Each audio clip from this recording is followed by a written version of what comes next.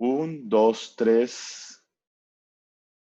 Buenas tardes. Quiero agradecer infinitamente a la Sociedad Venezolana de Gastroenterología, al doctor Beitía, su presidente, a todo el comité organizador de este importante evento, la deferencia al haberme invitado para participar con ustedes. Desde mi país les enviamos un saludo afectuoso, lleno del cariño de siempre, y la invitación que me han hecho en el día de hoy eh, es para que hablemos sobre síndrome de intestino irritable. Y he querido decir síndrome de intestino irritable en tiempos de COVID y después del COVID, porque son patologías muy importantes y que van a coexistir durante un tiempo. Trataremos de desarrollar todo esto dentro de la conferencia. Esta es mi declaración de conflictos de interés. Muy bien. ¿Cuáles serían las preguntas relevantes a llevar a cabo el día de hoy? Bueno, la primera e importante, hablar algo sobre la epidemiología del síndrome de intestino irritable, sus modelos fisiopatológicos, los avances en el diagnóstico, la diferenciación diagnóstica hasta donde sea posible, los tratamientos nuevos, promisorios, los refurbished y más allá de los medicamentos que podemos encontrar.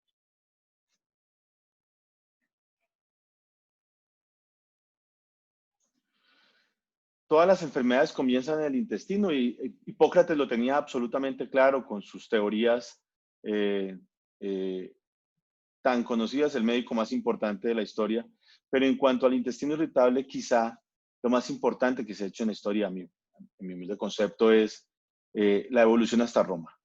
Y esto ha llevado a pensar que estas estrategias permiten realmente abordar enfermedades digestivas funcionales de una manera mucho más directa, mucho más objetiva y evidentemente basados en la evidencia. Tenemos que decir que el 10 al 15% de las consultas a primer nivel de atención corresponden a síndrome de intestino irritable. Y nosotros los gastroenterólogos, hasta el 50% de nuestra consulta tiene que ver con ello. En Estados Unidos se producen más de 2.6 millones de consultas al año y los costos entre indirectos y directos asociados a esta patología son aproximadamente de 20 billones de dólares. De la misma manera, tenemos que decir que entre el 5 y el 10% de la población mundial padece de esta patología, que es el más común de los trastornos del eje intestino-cerebro y desde que se estableció esto podemos diferenciar entre los diferentes trastornos. En Gran Bretaña se van al año en solo la atención de intestino irritable, costos directos 200 millones de libras esterlinas, pero hay datos recientes que nos muestran que en Europa se gastan más o menos 8 billones de euros en costos directos e indirectos. Y en China, 123 billones de yuanes al año para su atención. Cuando estábamos antes de Roma 3, teníamos algunos datos importantes. Colombia y Sudamérica tenían algunas informaciones que nos permitían evaluarlas. Podríamos decir entonces que teníamos incluso entre el 15 y el 20% de prevalencia en ese momento. Sin embargo, cuando nos ajustamos a los criterios de Roma 3 en ese momento también, información reciente de este trabajo de este año muestra que la prevalencia no es tanta como habíamos pensado y quizás debido a algunos trabajos hechos en la región del Amazonas, en nuestro país, en Brasil, que tenían algunos sesgos, digámoslo así, a nuestro parecer, porque cuando se evalúan pacientes con dolor abdominal y diarrea, también podrían entrar algunos pacientes que tuvieran causas infecciosas en regiones como esta que conocemos, pues cuáles son sus características socioculturales y además de eso, de acceso a servicios públicos. ¿Cuáles son los efectos en salud del síndrome de intestino irritable? Porque es importante. Bueno, porque afecta a la persona, a la familia, a la sociedad. Hay una, de verdad, disminución de la calidad de vida de los pacientes. Las personas, además de eso, disminuyen su capacidad laboral y sus cargas económicas también caen. Se vuelve una carga para la familia. Los costos directos para la sociedad son bastante importantes, incluido interconsultas, valoraciones, estudios que realizamos a veces no tan indicados, cirugías innecesarias, los medicamentos que se utilizan y en costos indirectos, pues los beneficios económicos que pueden tener en países donde se subsidia mucho de esto, la baja en la productividad, los demás costos que tiene que afrontar la familia cuando tiene este tipo de cosas. Pero también tiene cosas importantes porque ha llevado a mayor investigación en salud, al desarrollo de nuevos medicamentos, a actualizar la evidencia y a buscar criterios de calidad para su manejo. Tenemos claro que la incidencia es más o menos de 200 a 300 personas por 100.000 personas al año. Bueno, este es un dato ya por sí importante, pero la mitad de estos no buscan atención. ¿Dónde se quedan estos? Bueno, necesariamente o donde el farmacéutico o en la macumba. Se quedan en algún tipo de atención no convencional que nos cambian la forma de abordar a estos pacientes. ¿Cuáles son los factores de riesgo? Y traigo específicamente esta diapositiva porque quizá hoy en día el factor de riesgo mejor caracterizado es haber sufrido una infección gastrointestinal. Y es por esto que el síndrome de intestino irritable posinfeccioso es quizá el modelo fisiopatológico que nos explique, asociado a un factor de riesgo, como es una gastroenteritis, la posibilidad de sufrir a larga data de esta enfermedad.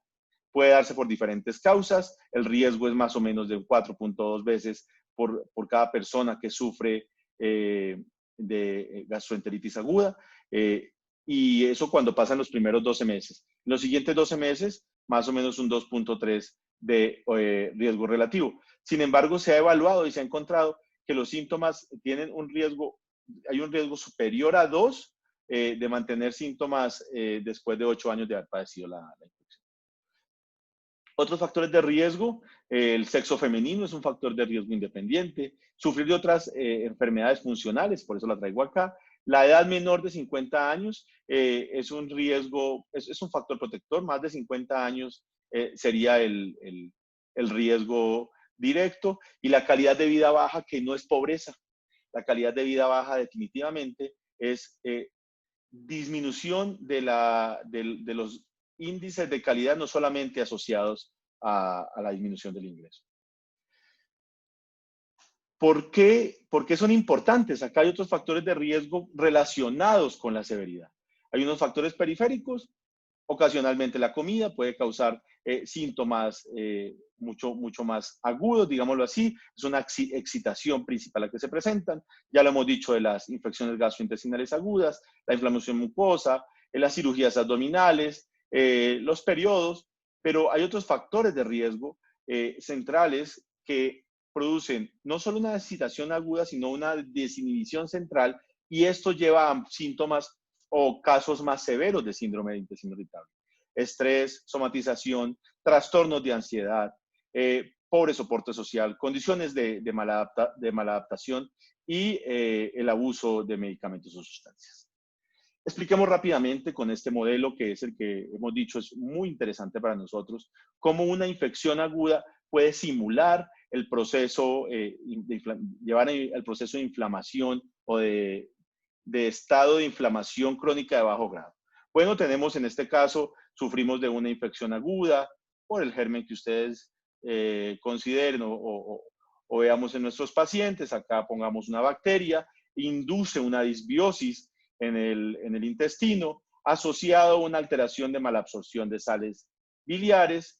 Esa inflamación aguda aumenta la permeabilidad del epitelio intestinal, y al pasar tanto mediadores, tanto microorganismos e incluso los metabolitos de estos y las células inflamatorias permiten que se aumente un estado de inflamación que hace alteración de la sensibilidad nerviosa, de los trastornos neurológicos asociados, produciendo dolor y se percibe como dolor.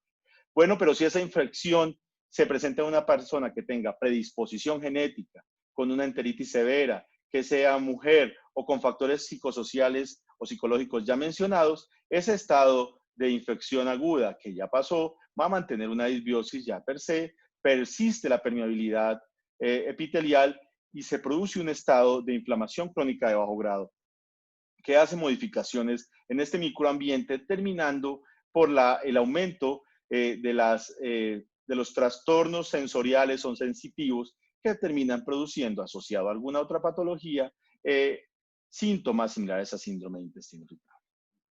En esta diapositiva, un poco más reciente, podemos ver de manera integrada esto. En el sistema nervioso central hay cambios en las regiones que controlan la sensación, el despertar emocional, el dolor y las vías modulatorias del dolor y las sensaciones.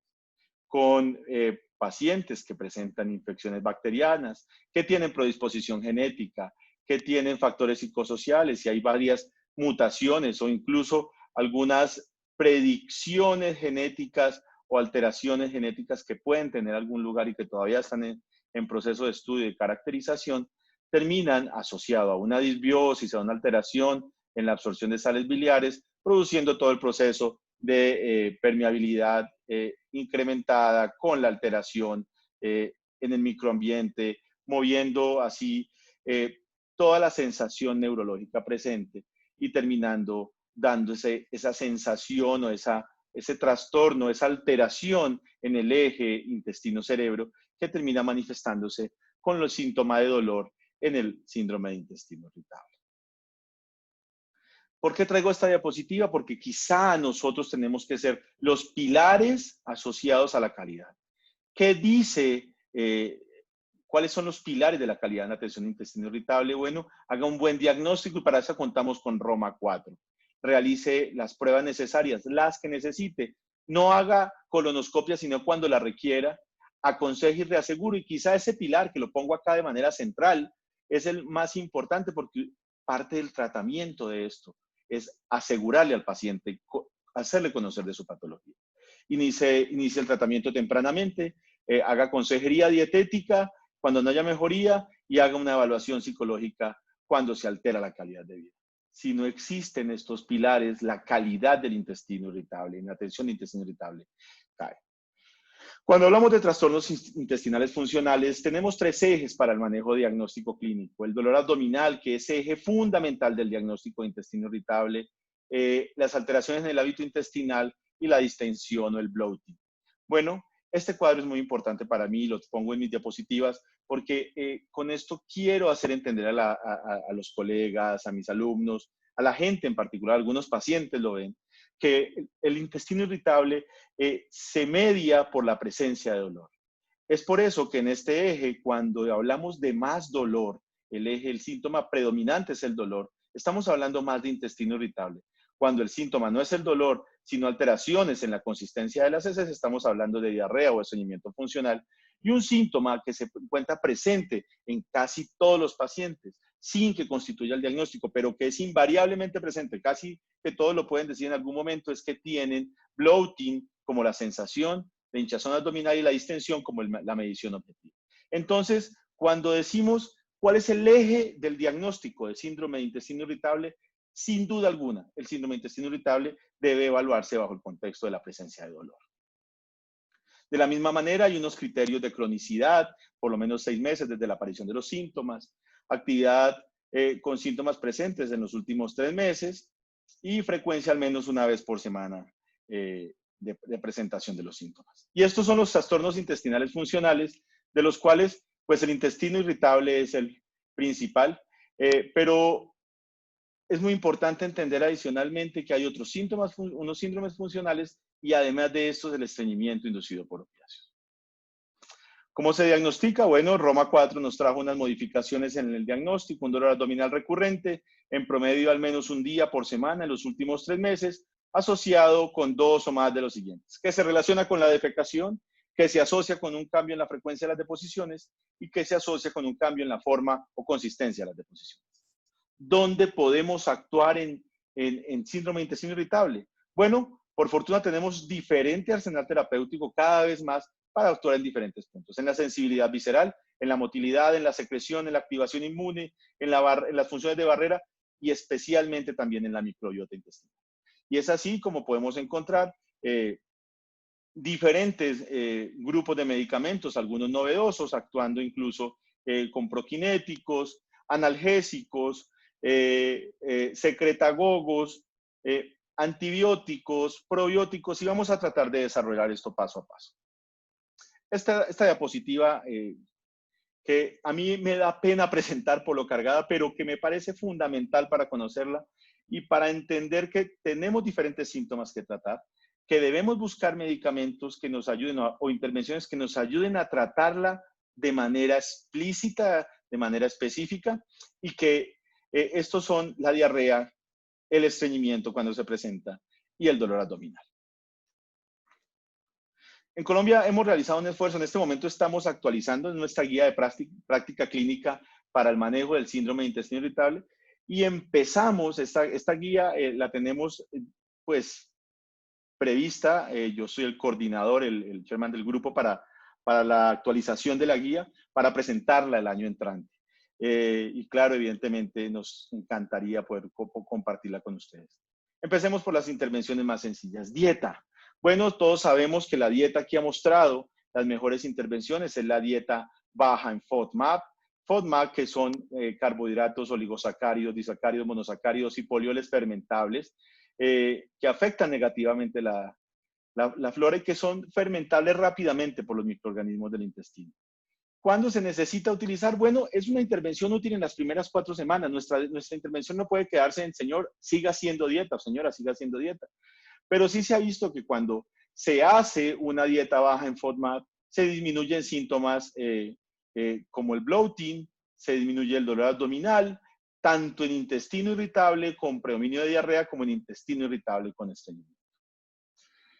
Recientemente, y uno lo oye en todo lado, los pacientes le preguntan, doctor, ¿y por qué no una dieta baja en gluten? Bueno, aunque no hay evidencia que lo soporte y cada vez hay mayor preocupación porque la dieta baja en gluten puede llevar a que los pacientes tengan algunas consecuencias nutricionales importantes, sí se puede pensar en que en los pacientes, según algunos trabajos recientes que se han publicado, que las dietas bajas en trigo o en gluten servirían en aquellos pacientes con intestino irritable, pero que tengan anticuerpos antigladínicos positivos. Pero la pregunta ¿será que es enfermedad celíaca? ¿Será que es una intolerancia al gluten? Bueno, al parecer habría que completar todo el esquema de estudio, pero sí funcionaría en este estudio que les presentamos acá. Este es el esquema nuestro en el manejo de la aproximación. Queremos ir síntoma por síntoma. En intestino irritable con diarrea. Bueno, rifaximina es un antibiótico de pobre absorción, casi nula absorción, dependiente de características para actuar en el intestino, que nos ha mostrado por diferentes trabajos su importancia, que ha cambiado la forma de enfrentar el intestino irritable con diarrea y la aproximación al bloating, al sobrecrecimiento bacteriano del intestino delgado. Bueno, los estudios clásicos, Target 1 y 2, mostraron que todas las variables se afectaban positivamente por el uso de rifaximina. ¿Cuál es el problema de rifaximina? Que pierde su efectividad con dosis como las que nos proponen en los seguimientos y por eso quizá necesitemos hacer retratamientos para estos pacientes.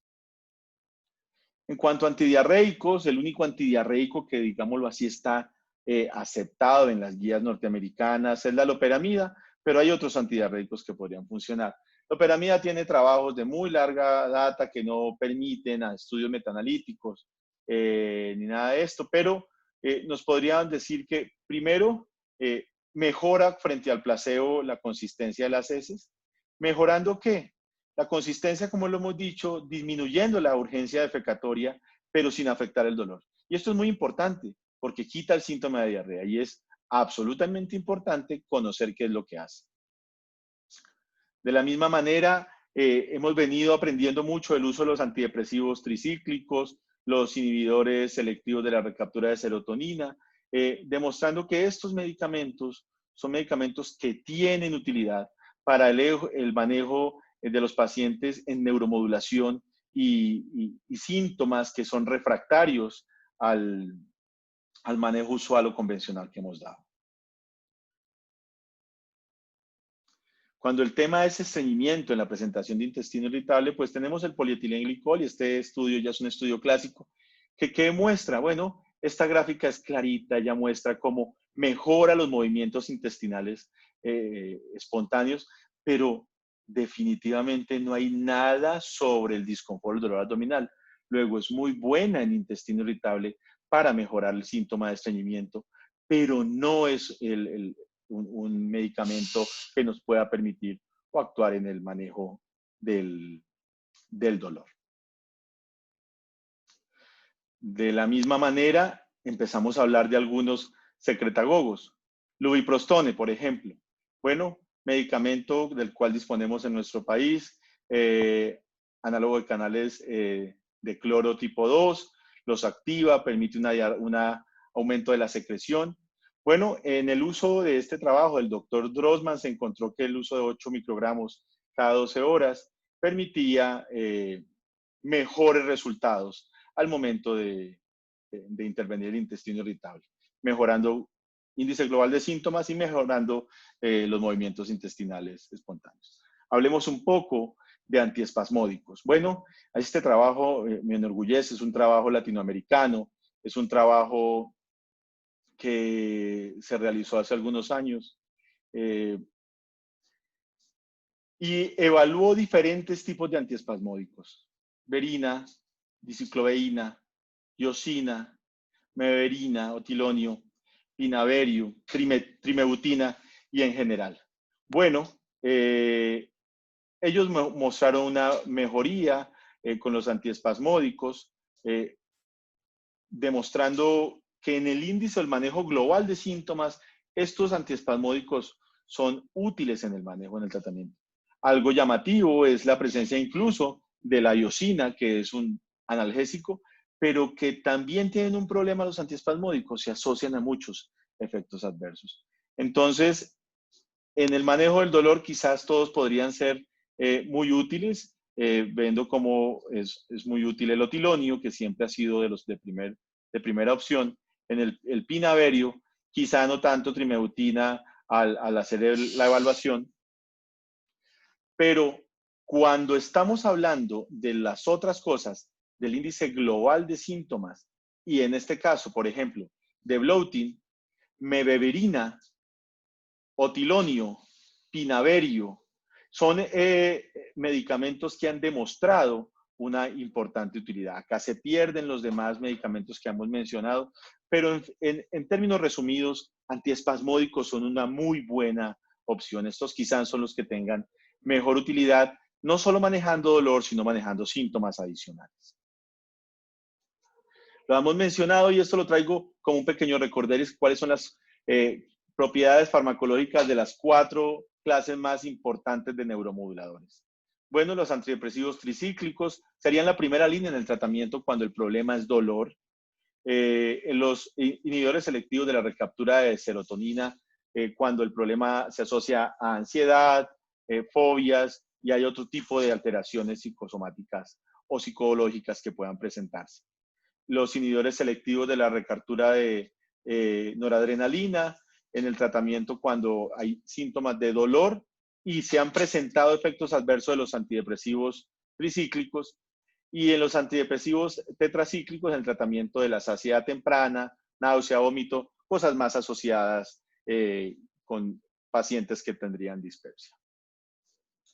Cuando evaluamos qué otros neuromoduladores podrían funcionar, la pregabalina ha tomado un importante puesto y se está mencionando mucho su trabajo. Este es un estudio clínico aleatorizado que nos muestra cómo el uso de pregabalina comparada con placebo mostró una mejoría por protocolo y por intención de tratar en los pacientes que tenían síndrome de intestino irritable con diarrea, no en los que tenían síndrome de intestino irritable con estreñimiento, pero es importante recalcar cómo mejoran dolor, el índice global de síntomas y en los pacientes con diarrea cómo mejoran la consistencia de heces. Entonces, pregabalina es una muy buena opción naciente, falta que estén las demás guías, pero es importante tenerla en cuenta. En cuanto a prokinéticos, bueno, Prucalopride en algún momento nos mostró su utilidad. Quiero empezar por decir que los refurbished están volviendo. Recuerdan ustedes Tegaserot, muy buen medicamento, excelente, salió por compromiso cardiovascular en algunos pacientes, pero recientemente ha sido nuevamente aceptado por la FDA y la FDA ha dicho, listo, podemos usar en el diagnóstico de intestino irritable con estreñimiento en mujeres entre 18 y 65 años que después de una evaluación cardiovascular tenga menos de un riesgo, de un factor de riesgo, y se va a volver porque es un muy buen medicamento para la utilización en intestino irritable con estreñimiento.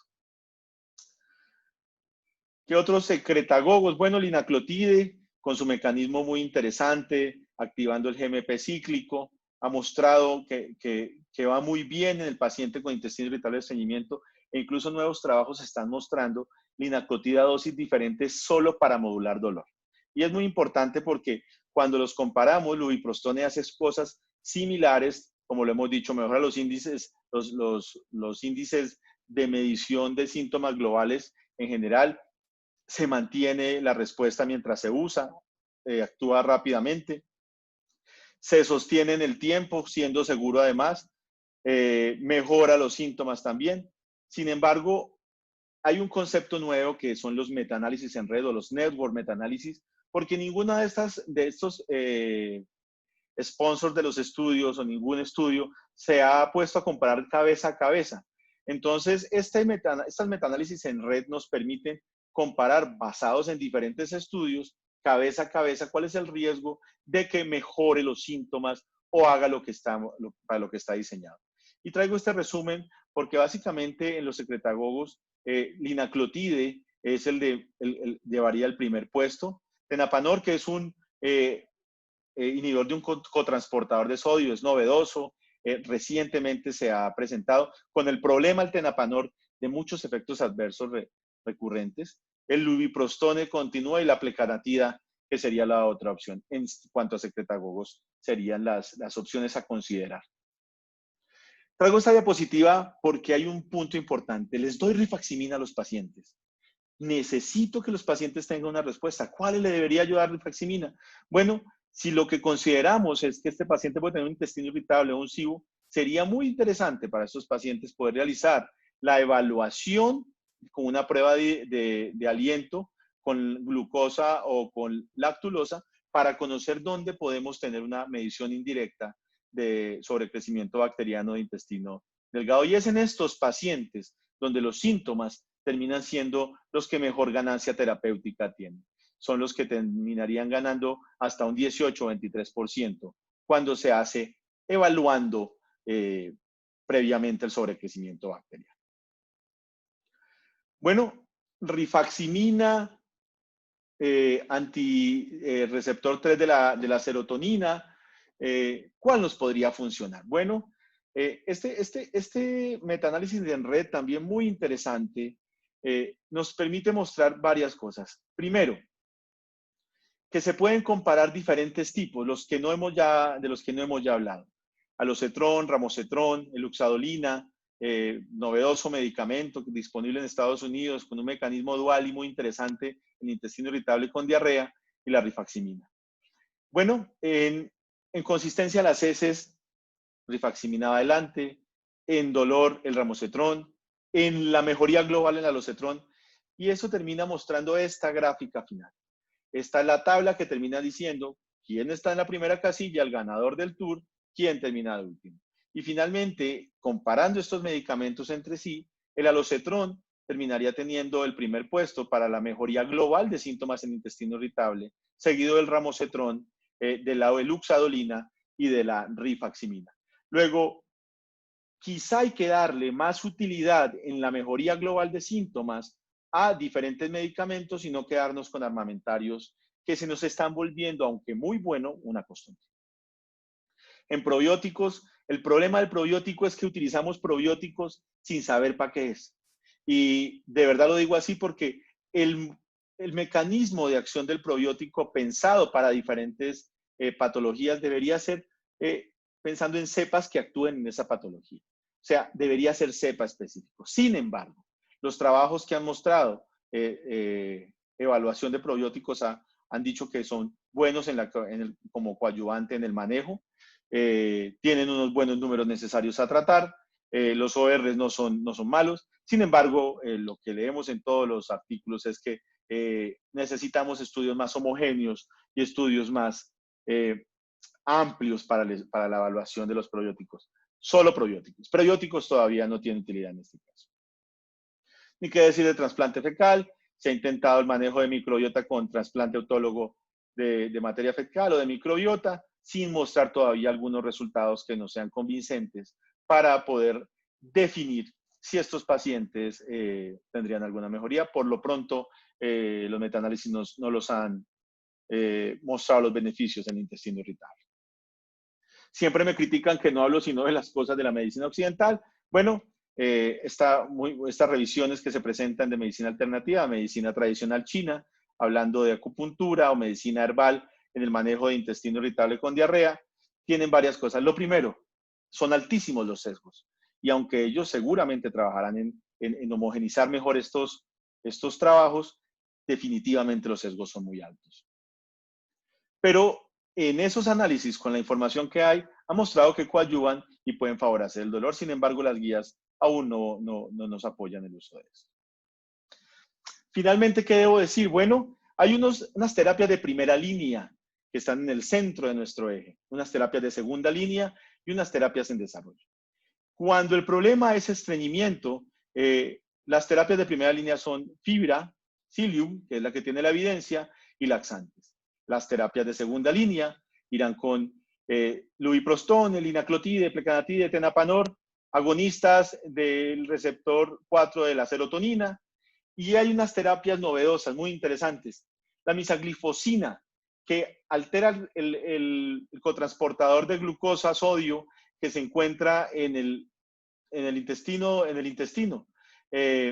La que funciona en el túbulo renal, ya lo conocemos, la utilizamos en diabetes, pero esto permitiría, de alguna manera bastante importante, mejorar la consistencia de las heces y permitir heces más laxas y movimientos intestinales más frecuentes. Está el eloxirixabat, que es un antagonista de receptores de sales biliares a nivel ileal, y algunos otros medicamentos que son similares a los receptores encontrados en adenomas y que producirían secreción a través de algunas bombas de sodio. Cuando el problema es diarrea y lo tenemos claro, pues hay que utilizar loperamida y antiespasmódicos. La segunda línea serían antidepresivos tricíclicos, antagonistas del receptor D3 de la serotonina, la rifaximina y la eloxadolina. Y habrían otros en desarrollo como el ácido obeticólico y el tropifexor. Cuando el problema es dolor predominantemente, están los antiespasmódicos, el aceite de menta piperita, los antidepresivos como segunda línea y la pregabalina, y estarían pendientes los medicamentos antagonistas de los receptores de los antihistamínicos H1, el linaclotide dirigido a colon, o sea, el que hemos mencionado solamente para dolor, la olesiderina y el ororinab. Seguramente van a llegar, pero por ahora debemos utilizar lo que tenemos, pero utilizarlo muy bien. Quiero tomarme un minuto para decirles esto. Estos somos nosotros, los trabajadores de la salud. En la pandemia, los trabajadores de la salud han sufrido de insomnio, de ansiedad, de depresión, de síntomas de somatización, de trastornos obsesivos compulsivos, de ansiedades fóbicas. Bueno, estos son los trastornos psicológicos que tiene cualquier paciente que pueda llegar con esa predisposición para tener síndrome de intestino irritable. Ok, este es el mecanismo fisiopatológico que ya ustedes lo han estudiado mucho del SARS-CoV-2 para producir la enfermedad COVID-19. Y esta es parte de lo que pasa también en el sistema digestivo. Quiero llamar la atención sobre esto. El coronavirus en el intestino produce aumento de la permeabilidad, aumento de la inflamación, por eso también de la transmisión y disbiosis. Lo mismo que habíamos hablado en el modelo fisiopatológico de síndrome intestino irritable postinfeccioso. Y llamo la atención sobre esto porque finalmente estos pacientes que sufrieron coronavirus pueden terminar teniendo un síndrome de intestino irritable postinfeccioso. Y ojo que esto es lo que tenemos que empezar a evaluar en adelante. Para llegar a la casa, quiero decirles que el intestino irritable es una patología de verdad, con datos crecientes, que necesitamos calidad de la atención al intestino irritable, que en el diagnóstico menos es más, pero sobre todo asegurar la confianza del paciente. Es un importante crecimiento en la terapéutica en todo tipo, que hay necesidad de ampliar el foco de diagnóstico diferencial en casos difíciles, eso es claro, pero también que el modelo fisiopatológico del síndrome de intestino irritable postinfeccioso tiene mucho en común con el compromiso gastrointestinal por SARS-CoV-2 en mi concepto. ¿O será que es solo el momento y estamos pensando en coronavirus a toda hora? Finalmente, darles las gracias por la atención, pedirles por favor que se sigan cuidando, que no estamos solos y enviarles un saludo afectuoso, cariñoso como siempre, de un pueblo que los quiere como hermanos. Un abrazo para todos y muchas gracias.